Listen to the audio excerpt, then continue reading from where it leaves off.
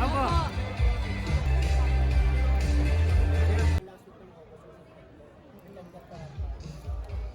Parating nga kami.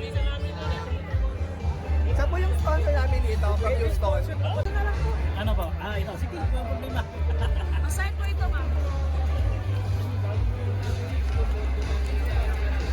Register na lang po eh. Ano gusto mo, sir? Register po.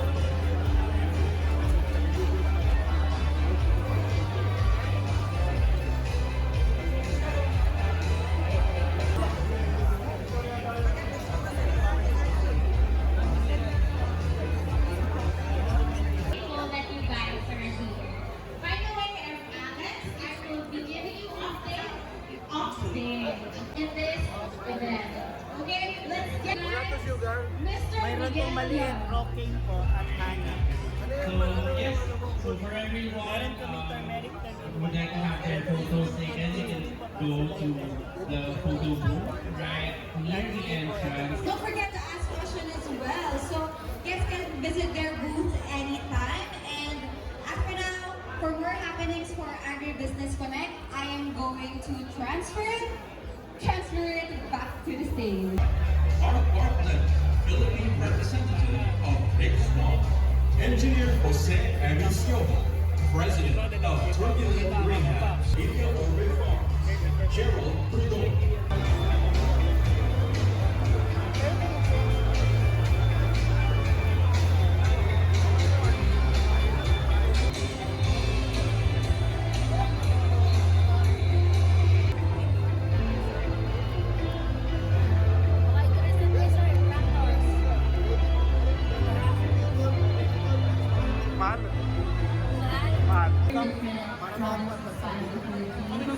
I also know we have guests from the US, from the UK,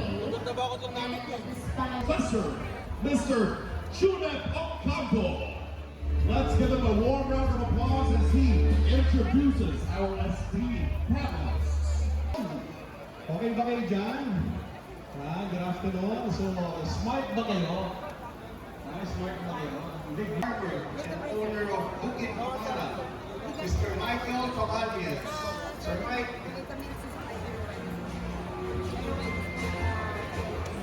And the second panelist is Sir Chris. The Philippine Lechon. So, ikaw, nakakain ka ba sa Yabo? So, ang pinakamahal niya na katsu is the kurubuta. So, we want to introduce this to the Filipinos na overview of the aquaculture industry here in the Philippines. Malaki po yung ating potential sa aquaculture industry here in the Philippines. Cebu, Palawan, and these islands are surrounded with waters, but you will be surprised, siguro po sino yung mga taga-Visayas dyan, you'll be surprised that seafoods, especially isda, no, is sold at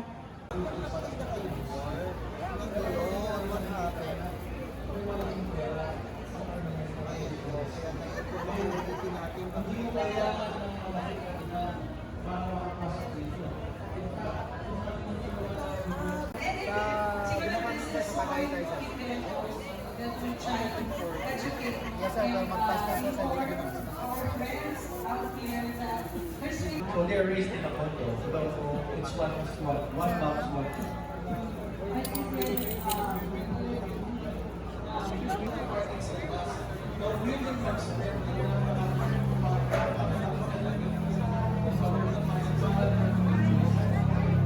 Paano may ito po yung suko. Yung suko po kasi yung wala natin may black pero mas mandami ang advantage siya compared to sa suko. Yung suko ay sabay yung kasi na tinatawag natin na very resilient sa mga different challenges. Okay, thank you. And we have a question from the floor. Hello, people of expansion. So, in terms of equipment, in terms of area size, how much do I need? Like, just for class, kasi din, dito sa urban area,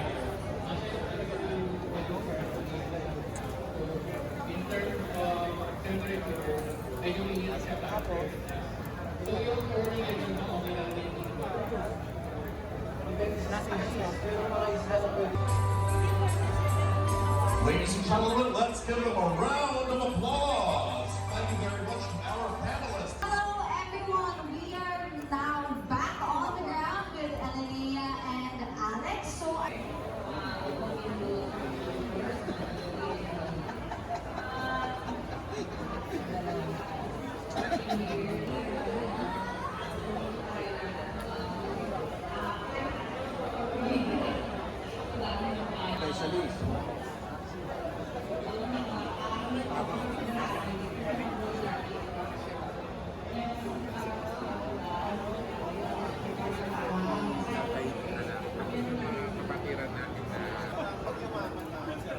Itong tour na ito, itong naisipan namin na i-raffle ko. So, kung may mga farmers dito or attendees who are thinking to go into farming, ito yung magandang exposure kasi ipipicture namin ang gardens and farms. so it's really cool and learning for right? How about for We actually call it aral. yes? Pero all in all, we are your partner in farm modernization. We are a one-stop shop. Meron pang isang booth. So we're gonna give it all to you. Okay, last but not the least, the not miss out on is Agrodome.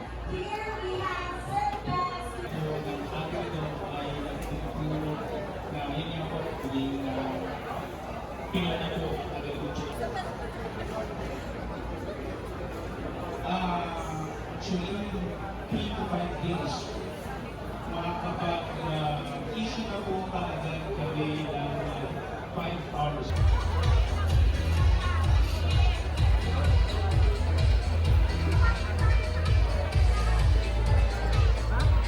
Once again, ladies and gentlemen, those who are standing at the side, please move closer. This is your opportunity to connect and engage. Visit the booths, speak with exhibitors, and enjoy meaningful conversations with fellow participants. We encourage you to make the most of this time. Now served, please enjoy your meal and take this time to relax and recharge as we move into the evening program. Just for class, kasi dito sa urban area, in terms of temperature, medyo umiinit siya tapos. So yung turning medyo okay lang din dito. Depende sa class, kasi dito sa urban area, in terms of temperature, medyo umiinit siya tapos.